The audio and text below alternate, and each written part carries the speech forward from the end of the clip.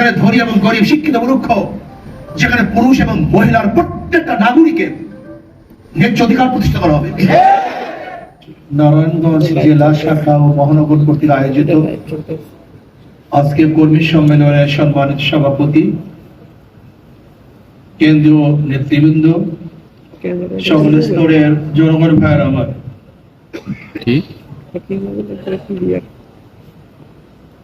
ইসলামী আন্দোলন বাংলাদেশ কি চায়? এই জাতির মুক্তি চায়,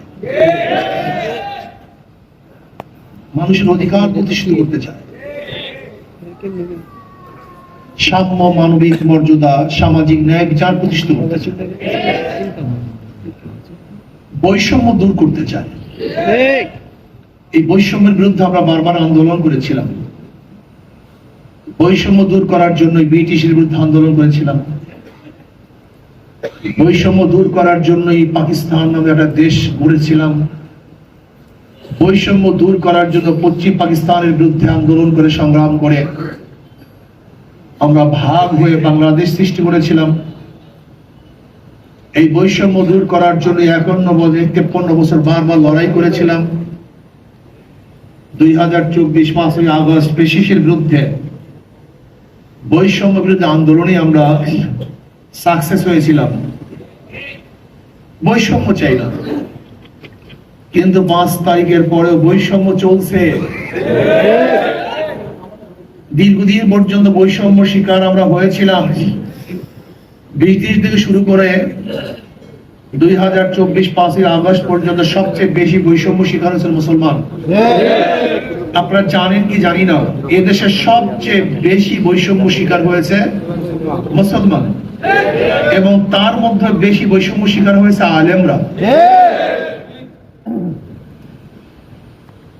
আজও হাজারো প্রতিষ্ঠান আছে বাংলাদেশে যেখানে টুপি পরে ঢুকা যায় না। এখনো বাংলাদেশে হাজার প্রতিষ্ঠান আছে যেখানে দাড়ি রাখলে চাকরি হয় না। ঠিক, এখন হাজার প্রতিষ্ঠান আছে বাংলাদেশে যেখানে বোরখা পরে ঢুকা যায় না, ইসলামী লেবাস পরে চাকরি পাওয়া যায় না, হাজার প্রতিষ্ঠানের মধ্যে নামাজ পড়া যায় না, হাজার প্রতিষ্ঠানে নামাজের সময় দেওয়া হয় না।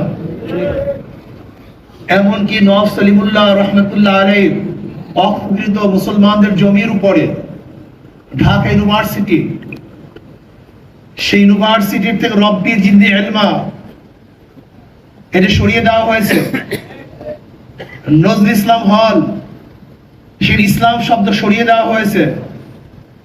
মুসলমানদের ইউনিভার্সিটি, যে ইউনিভার্সিটি গড়ার জন্য ক্যালকাটার হিন্দুরা 41 বার ব্রিটিশের কাছে দরখাস্ত দিয়েছিল। গড়ার মাঠে রবি ঠাকুরের নেতৃত্বে ঢাকা ইউনিভার্সিটি না হতে পারে, এই জন্য মিটিং হয়েছিল। অথচ সেই মুসলমান ইউনিভার্সিটিতে আজকে ইফতারি করতে দেওয়া হয় না, সেই মুসলমান ইউনিভার্সিটিতে নামাজ পড়তে দেওয়া হয় না, ইউনিভার্সিটিতে মুসলমানরা পোশাক পরে হাঁটতে পারে না, বোরখা পড়তে দেওয়া হয় না।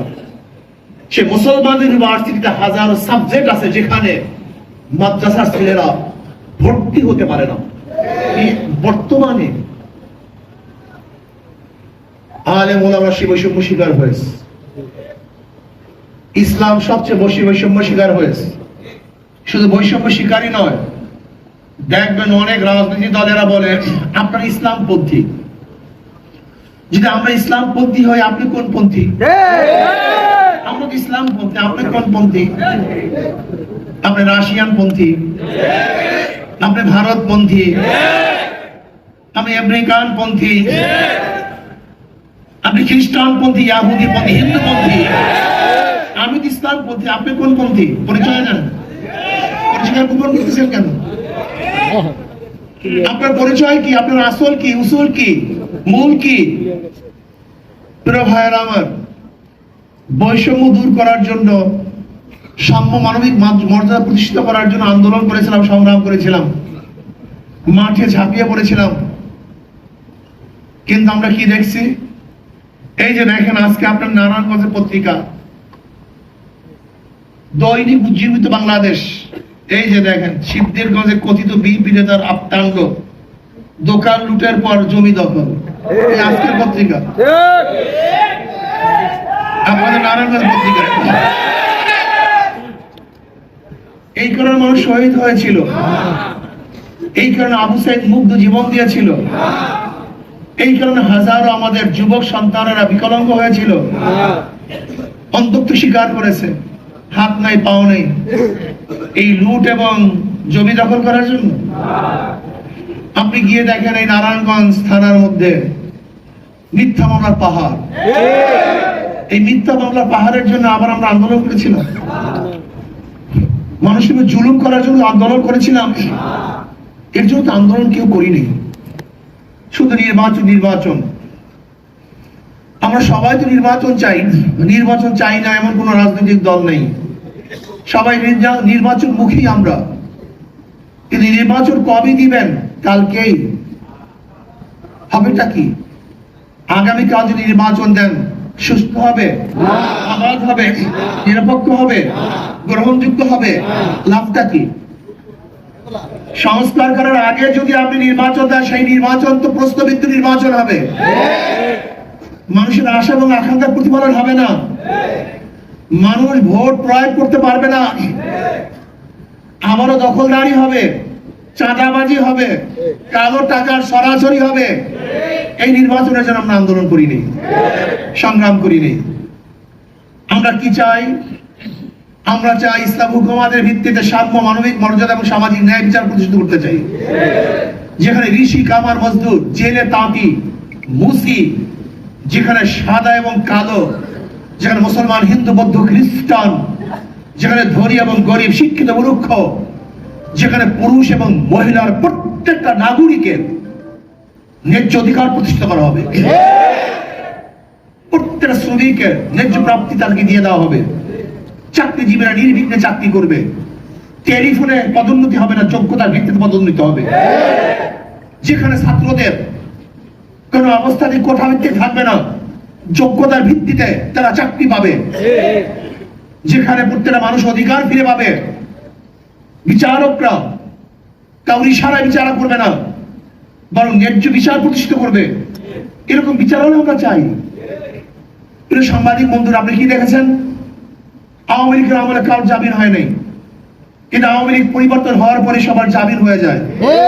এর কারণটা কি? কোর্ট তো সেই আগেরই কোর্ট, জজ কোর্ট তো সেই আগেরই জজ কোর্ট, ওখানে তো একই জজরা বসা, ওই হাইকোর্টের মধ্যে একই বিচারক বসা। তা আওয়ামী লীগের আমলে তারা জামিন দিতে পারে নাই, এখন জামিন দিচ্ছে কিভাবে?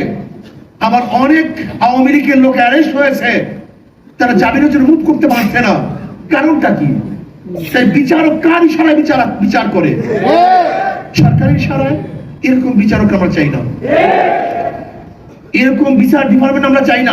বিচারকদের স্বাধীনতা চাই, বিচারকরা ন্যায় বিচার প্রতিষ্ঠিত করবে, যেখানে কাউর ইশারায়, কাউর প্রেসারে বিচার হবে না।